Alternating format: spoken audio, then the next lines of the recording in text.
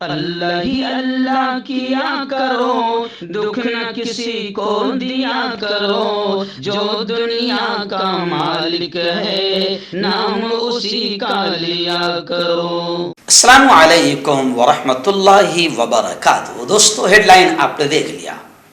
صدیق کپن کیرلا کا ایک جرنلسٹ، ایک بے باک صحافی تھا جو اتر پردیش میں ہاتھرس کی بیٹی جس پر ظلم ہوا، اتیاچار ہوا، اس پر دشکرم ہوا اور پھر اسے باقاعدہ یوں سمجھے کہ ختم کر دیا گیا، بڑی بے دردی سے مارا گیا، اس بیٹی کی پوری داستان کو اپنے کیمروں میں قید کرنے کے لیے اور یوگی اور یو پی حکومت کی بدماشیوں کو کیمرے میں قید کرنے کے لیے جا رہا تھا کہ اسے یوگی کی ظالم پولیس نے گرفتار کر کے جیل کے سلاخوں میں پہنچا دیا۔ جی ہاں، پھر یہ شخص باقاعدہ برسوں جیل میں رہا، 2-3 سال غالباً، جی ہاں جیل میں رہا، اور آج پھر خبر آ رہی ہے کہ الحمدللہ صدیق کپن بھی رہا ہو گیا۔ صدیق کپن نے رہائی کے بعد میڈیا سے گفتگو کرتے ہوئے یہ بات کہی کہ مجھے رپورٹنگ کے لیے جیل میں قید کیا گیا تھا، میں رپورٹنگ کر رہا تھا۔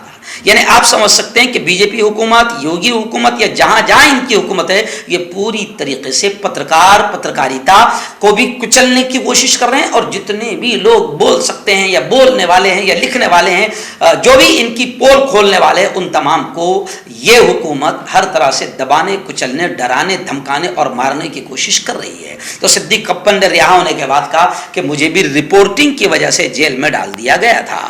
یو پی پولیس کے تمام الزامات کی تردید انہوں نے کی۔ انہوں نے یہ تک کہا کہ میرے ساتھ 2 اور لڑکے تھے جو جامعہ ملیہ اسلامیہ کے اسٹوڈنٹ ہیں، مگر پھر آپ جانتے ہیں کہ پولیس نے ان کا تعلق پاپولر فرنٹ آف انڈیا سے جوڑ دیا، یہاں تک کہ میرے ساتھ جو میرا اولا کیب ڈرائیور تھا، پولیس نے اس کو بھی پاپولر فرنٹ کا رکن بتا دیا، اور مجھے تو پی ایف آئی کا سیکرٹری بتا دیا تھا۔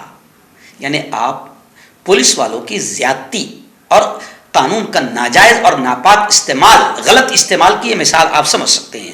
انہوں نے کہا کہ یہ تمام الزامات بے بنیاد ہے۔ انہوں نے جیل سے رہائی پر خوشی کا اظہار کیا اور کہا کہ مجھے ملک کی عدالت پر بھروسہ تھا اور اس لیے مجھے جلد رہائی مل گئی۔ ابھی کافی لوگ کئی برسوں سے جیل میں قید ہیں اور ان کی رہائی کے کوئی اسباب نظر نہیں آ رہے ہیں۔ خیر، اللہ جمعیت علماء کو بہتر بدلہ دے۔